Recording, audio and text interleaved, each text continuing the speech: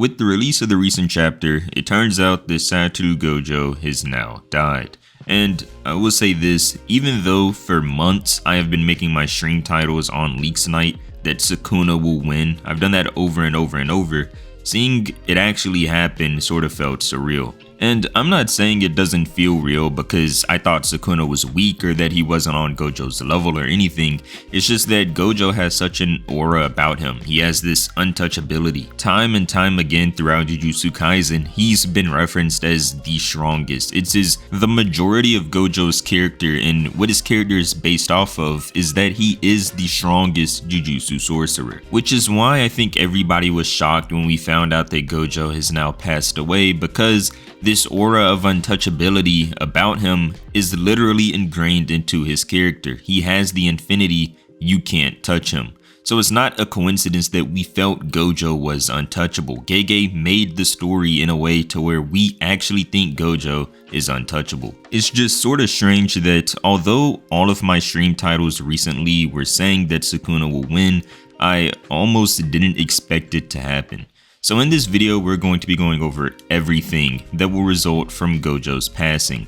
I'll talk about the ending of the fight itself, whether or not I like the ending, whether or not I think it was rushed or even made sense, and I'll get into the future of what will happen with Yuta, Maki, Akari, Kashimo, and even Yuji, because although I've seen a couple people mention Yuji, seems like most people are focused on Kashimo, Yuta, Maki, and Hikari, but I do think that, since Yuji is the main character and there's some build up behind Yuji's character recently, I think that Yuji will be one of the final pieces when it comes to defeating Sukuna and Kenjaku. And I don't want to say that I think Yuji would just be a final piece. I do think Yuji will be the final piece for the ends of Jujutsu Kaisen. So with all of that being said, let's finally get into the video. So first, let's start off how much I like this ending. If it was rushed, if it made sense, or if it should have happened any other way. Alright, so first let's start off with a quick explanation for how exactly Sukuna was even able to cut Gojo. It says that Sukuna was using Maharaga as a model. All this means is that Sukuna was using Maharaga as sort of an instructor on how to do something. And what Sukuna was looking for was the way in which Maharaga adapted to infinity. Now Sukuna says there were two ways that Maharaga was adapting.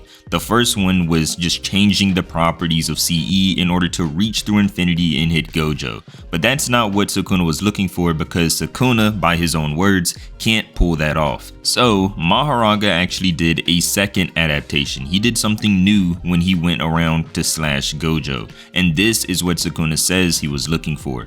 Whenever Maharaga went to slice off Gojo's arm, Maharaga was not targeting Gojo. Maharaga was targeting space itself. Because Gojo was standing on Earth, he is taking up some amount of space. Doesn't matter if he has infinity around him, his body exists in this space. As long as there is space there and Gojo's body is there, if Maharaga can target the space, he would take out anything in that space. So that may have been a bit confusing. All I'm saying is that as long as Gojo's arm was in that location in time and space, Maharaga was targeting that time and space, and he was able to cut off Gojo's arm. So all this means is that Maharaga didn't try to cut Gojo. Maharaga tried to take up the space that Gojo was in, thereby cutting Gojo. It's sort of like one of the most broken abilities that just popped out in Jujutsu Kaisen. I know that I thought Infinity was probably the most broken ability, but being able to cut space itself is now just took the cake. It now just made Sukuna even stronger than he was before. And I don't even want to just say Sukuna got stronger from this. I think just saying the word stronger is a bit downplay. Sukuna gaining slashes that bypass durability and actually cut space itself is honestly now the most broken ability we've seen in Jujutsu Kaisen. Alright, so now that the explanation is out of the way, let's address the elephant in the room. How in the world did Sukuna even raise his hand in the weakened state he was in, launch a slash at Gojo, and Gojo just didn't move out of the way or react to anything? And I do think that Gege did sort of rush this part a bit. I am very hesitant to say that mangakas rush things. I've even defended Gege in the past. I've actually made a video on when people were saying that Jujutsu Kaisen was being rushed. I sort of took a take on it, saying that I don't think Jujutsu Kaisen is being rushed. I think we should trust Gege and the pace he's going at. But in this moment here, I do think this was rushed a bit.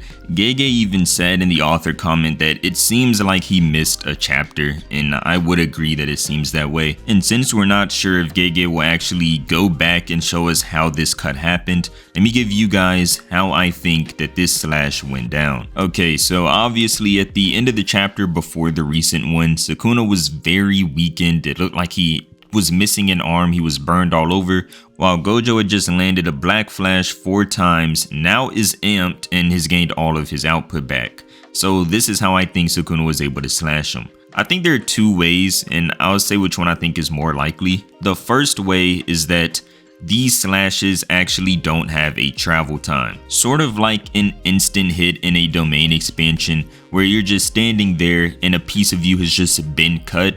The way this would work is that even though Sukuna would be weaker than Gojo, even though he is missing an arm and is clearly at a disadvantage, if he is just able to even reach his arm up, then he would be able to cut Gojo, because you can't react to something that hits instantly. I know you might be wondering, well, wouldn't Gojo be able to react to Sukuna's hand raising? And I don't know if that's true. You know, think about it. Gojo is now hit a black flash 4 times. He's walking up on Sukuna. If Sukuna raises his hand, why would Gojo worry about anything? If you're Gojo, you were just inside this guy's domain expansion and you were getting cut up thousands of times and nothing happened. Okay, well, saying nothing happened may be a bit of a stretch, but he was able to heal from all of the cuts that Sukuna had landed on him, hundreds of slashes while being inside of Sukuna's domain expansion. If Sukuna raises his hand at the end of the fight to throw one more slash, if you're Gojo, you're not really that worried. And at the end of the chapter before this recent one, Gojo was sort of walking up on him like an angel. He walked up on him with this smile and a prideful face, and Sukuna is in a weakened state. I doubt Gojo was actually thinking this slash, if he even saw it coming, would deal any damage at all.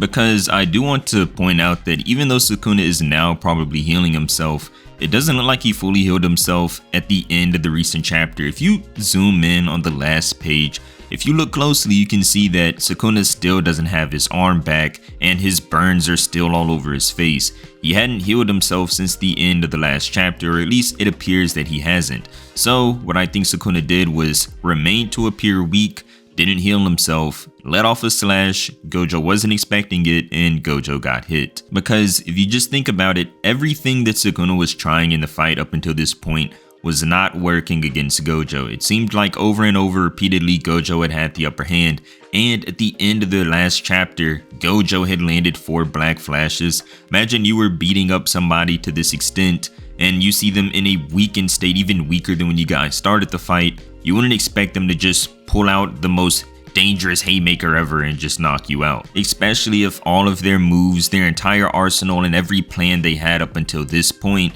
failed to put you down. So those are the 2 ways that I think that the whole cut went down.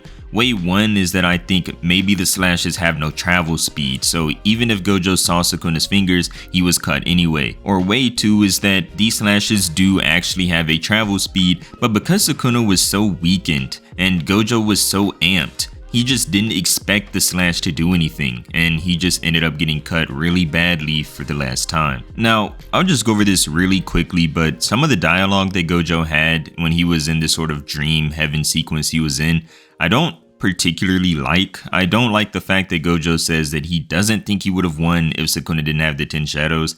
I think that the entire fight shows otherwise. Maybe since Gojo didn't have Sukuna's POV and we were constantly getting some of the thoughts that Sukuna was having, we know that just Sukuna's normal slashes, cleave, and dismantle, they were not enough to keep up with Gojo. Gojo was able to heal from all of them even while being inside Sukuna's domain expansion.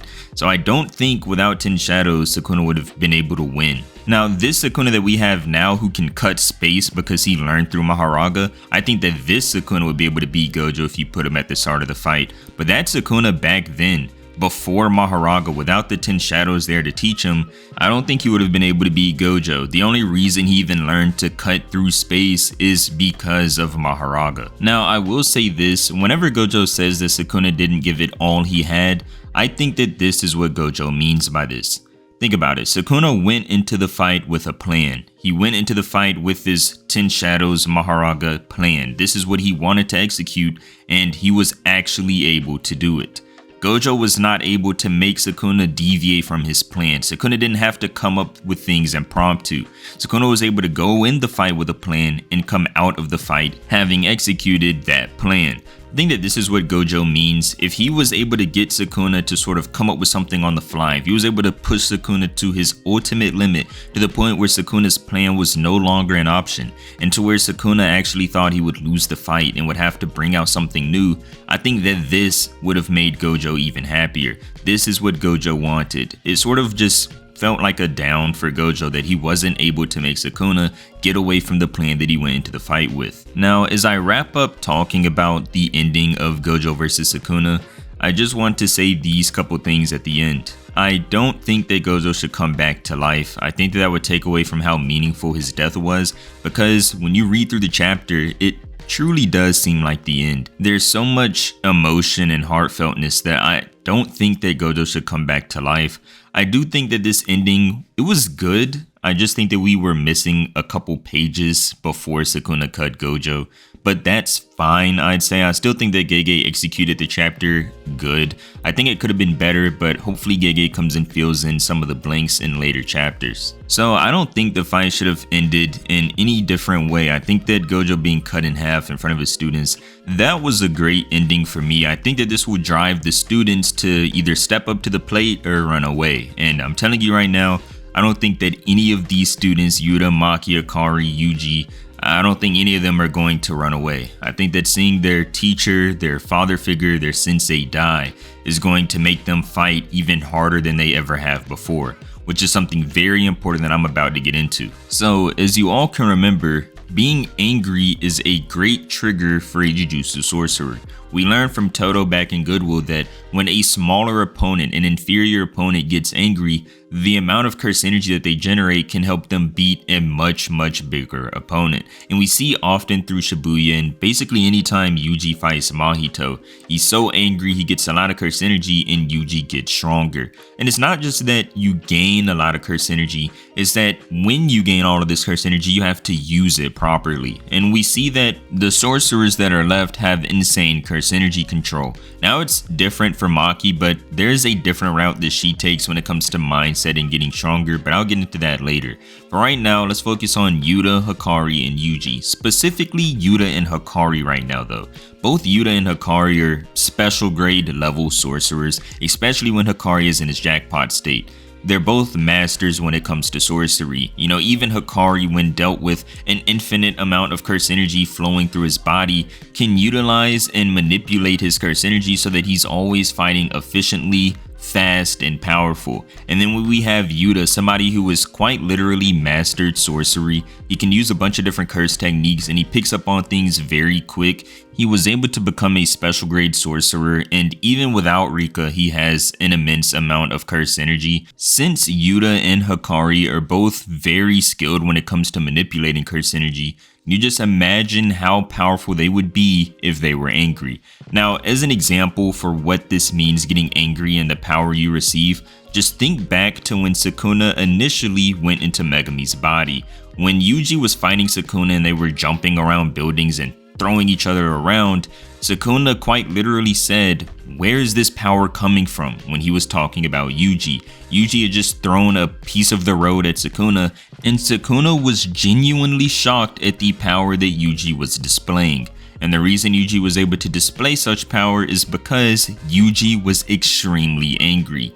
Yuji had already felt guilty about all of the things that had been happening because of Sukuna, because obviously, you know, Sukuna was in his body. And just seeing that Sukuna goes into Megami's body, somebody who's been there for him since the beginning of the series, angered Yuji so much that for a split moment, even Sukuna was shocked by the power. This is why I say, just looking at how much stronger Yuji gets when he is angry and amped with all of this curse energy, seeing Yuta and Hikari get angry like this, the amount of power they should be able to exert is unbelievable. Now for Maki, it's different because she can't gain a large amount of curse energy from being angry like Yuta, Hikari, and Yuji can, but she can still get stronger through a mindset change.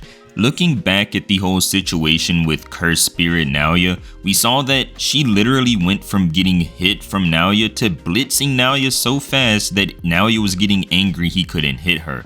This massive speed change, how much faster and stronger Maki got, was all because of her mindset. We saw that when she was inside Mio's domain expansion and they did sumo, Mio sort of broke down her whole psyche and said that she needs to stop overthinking things. And once Maki did this, she became much stronger. And we even see somebody who has a body identical to Maki, Toji. We found out that Toji said at the end of his fight with Gojo that the reason he lost the fight from the start was because he wasn't fighting for the right reasons. It's sort of a callback to this whole thing where Maki and Toji, because they don't have curse energy, their strength relies on the mindset they're in when they're fighting. If they're fighting for the right reasons, they're going to be much stronger than if they're fighting for the wrong reasons. But before we get to all of that, right now we have Kashimo going to challenge Sukuna.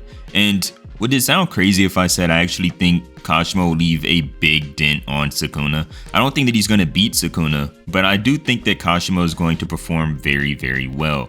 Because I don't think Sukuna is going to use these whole space cutting slashes against Kashimo, at least not at the start. I think that Sukuna is going to want to savor the fight. I think that Sukuna does like to enjoy fights until he can't do that anymore, and I think that's what happened with Gojo. He sort of realized that the only way he can beat Gojo is by adapting to this infinity and using the space cutting slashes, so he just took the first opportunity he had at ending the fight. But with Kashimo, I think that Sukuna will savor the fight, and if his life is endangered, then I think he'll use the space cutting slashes, because Sukuna is still really weakened. He doesn't have a left arm, and I do think he'll heal it, but because Sukuna is in such a weakened state, and Kashimo's not weak, he is around Hikari level, and that's without his curse technique. We have no idea what Kashimo's curse technique is, and I've actually made a video in the past where I've talked about every idea that I thought Kashimo's curse technique could be, and just for some of the things that I think would be the most interesting, I think that one of them would be, one of the obvious ones is that Kashimo's life force will be drained and he will have a bunch of electricity running throughout his body. Basically, Kashimo himself will turn into a human lightning bolt. And although he'll have a bunch of power, it would only last for a short amount of time until he eventually dies.